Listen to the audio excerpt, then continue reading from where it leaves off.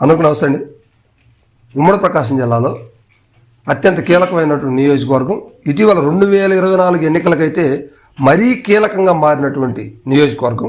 ఈ నియోజకవర్గం ఇప్పుడే కాదు, 2004 నుంచి కూడా కీలకంగా మారింది. ఎందుకంటే ఆ నియోజకవర్గంలో ఒక వ్యక్తి ఇండిపెండెంట్గా వేసి గెలవడం జరిగింది. ఇది ఇరు పార్టీలకు కూడా కొంచెం తలనొప్పిగానే ఉందని చెప్పుకోవచ్చు. అదేవిధంగా 2019లో కూడా కొంచెం అక్కడ డిస్టర్బెన్స్గానే నడిచింది ఎలక్షన్. అదేవిధంగా 2024లో కూడా ఈ నియోజకవర్గం ఒక ప్రత్యేకతనే సంతరించుకుంది. సో ఆ నియోజకవర్గమే ఉమ్మడి ప్రకాశం జిల్లా చీరాల నియోజకవర్గం. చీరాల్లో సమస్యలకు పెట్టింది పేరని చెప్పుకోవచ్చు. చీరాల్లో ప్రస్తుతం వైఎస్ఆర్సీపీ నుంచి కరణం వెంకటేష్ బాబు గారు నిన్న 2024లో పోటీ చేసి ఓడిపోయారు. ఈయన 2019 ఎన్నికల్లో వైఎస్ఆర్సీపీ తరఫున ఆమంచి కృష్ణమోహన్ గారు పోటీ చేసి ఓడిపోవడం జరిగింది. సో అప్పుడు టీడీపీ నుంచి పోటీ చేసి గెలిచినటువంటి కరణం బలరాం గారు వైఎస్ఆర్సీపీలో చేరడంతో ఆమంచి కృష్ణమోహన్ గారికి స్థానచలనం కలిగిస్తూ పర్చూరు పంపించడం జరిగింది వైఎస్ఆర్సీపీ. సో ఇదంతా కూడా మనకు తెలిసిన విషయాలే. అయితే నిన్న జరిగినటువంటి సార్వత్రిక ఎన్నికల్లో 2024 సార్వత్రిక ఎన్నికలకు సంబంధించి ఆమంచి కృష్ణమోహన్ గారు మరలా పర్చూరు నాకు వద్దంటూ చీరాల నుంచి ఇండిపెండెంట్గా కానీ కాంగ్రెస్ నుంచి కానీ పోటీ చేస్తానని ముందుగానే చెప్పారు. అదేవిధంగా వైఎస్ఆర్సీపీ అధిష్టానం సీటు ఖరారు చేయకపోవడంతో ఆయన కాంగ్రెస్ పార్టీ నుంచి బరిలోకి దిగి వైఎస్ఆర్సీపీని దారుణంగా ఓడించడం జరిగింది. ఇక్కడ ప్రధానంగా జిల్లాలో ఫస్ట్ ఓడిపోతాడు అనుకున్నటువంటి కొండయ్య యాదవ్ గారిని వీళ్ళిద్దరూ చెరుసగం ఓట్లు చీల్చుకోవడం వల్ల కొండయ్య గారు ఈజీగా గెలవడం జరిగింది. సో ఇది చీరాల పరిస్థితి. అయితే ఇప్పుడు ఆమంచి కృష్ణమోహన్ గారి పరిస్థితి, రాజకీయ జీవితం అనేది ఒకసారి మనం ఆలోచిస్తే ఆయన జెడ్పీటీసీ నుంచి ఇంకా కింది స్థాయి నుంచి రాజకీయ అరంగేట్రం చేసి నాటి ముఖ్యమంత్రి కొంజటి రోసయ్య గారి శిష్యుడిగా బాగా పేరెన్నికటువంటి వ్యక్తి ఆమంచి కృష్ణమోహన్ గారు. ఈయన అంతేకాదు వారి సోదరుడు కూడా ఆమంచి స్వాములు కూడా రాజకీయంగా గట్టి బలమైన నాయకులు అని చెప్పుకోవచ్చు.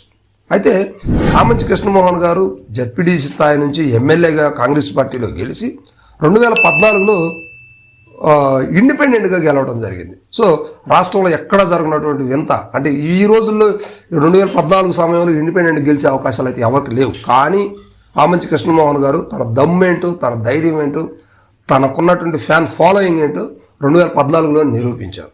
సో ఆ తర్వాత వైఎస్ఆర్సీపీలో చేరటం, వైఎస్ఆర్సీపీ నుంచి 2019లో పోటీ చేయటం, ఓడిపోవటం, ఇక 2024లో ఆయనకి సీటు కూడా ఇవ్వలేదు వైఎస్ఆర్సీపీ. ఎందుకంటే అక్కడ అభ్యర్థులు ఆల్రెడీ ఖరారు అయి ఉన్నారు కాబట్టి ఆయన సీటు కూడా లేని పరిస్థితి. సో ఇప్పుడు ఈయన రాజకీయ జీవితం ఏంటనేది ఒకసారి ఆలోచిస్తున్నారు ప్రజలందరూ కూడా. ఈయన రాజకీయం అయిపోయిందని చెప్పేసి కొంతమంది అంటున్నారు. ఈయనక లెగిసే పరిస్థితి లేదు. గతంలో 2 సార్లు అంటే ఆయన వైసీపీలో ఉన్నా కూడా ఎమ్మెల్యేగా అయితే లేరు. ఇప్పుడు కూడా అదే పరిస్థితి అయింది. సో ఇక ఆమంచి పొలిటికల్ కెరియరు చెక్ పెట్టినట్టేను అని చెప్పేసి అనుకుంటున్నారు. కానీ ఇదే సందర్భంలో కొన్ని వాదనలు కూడా లేకపోలేదు. టీడీపీకి ఆయన బలమైన అభ్యర్థిగా ఏదో ఒక స్థానం నుంచి రేపు నియోజకవర్గాల పునర్విభజన జరగబోతుంది కనుక టీడీపీ నుంచి ఖచ్చితంగా కంటెస్ట్ చేస్తారు, టీడీపీలో చేరబోతున్నారని ఒక వాదన ఉంది.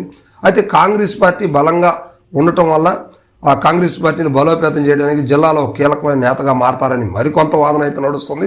ఇక వైఎస్ఆర్సీపీ శ్రేణులు అయితే మాత్రం ఖచ్చితంగా ఇక్కడ వెంకటేష్ బాబు గారు ఉన్నారు కనుక వెంకటేష్ బాబు గారు అద్దెకి వెళితేనే ఇక్కడ ఆమంచి కృష్ణమోహన్ గారికి చీరాల స్థానం ఉంది వైసీపీలో, లేకపోతే లేదు అనే రకరకాల వాదనలు అయితే వినిపిస్తున్నాయి. కానీ వీటన్నిటికి కూడా ఆమంచి కృష్ణమోహన్ గారు ఎటువంటి సమాధానాలు అయితే ఇవ్వలేదు, ఎక్కడ కూడా మాట్లాడలేదు. కానీ చీరాల్లో మాత్రం ఆమంచిదే పైచేయి అంటూ ఆయన వర్గీయులు కావచ్చు సోషల్ మీడియాలో బలంగా ప్రతిపాదిస్తున్నారు.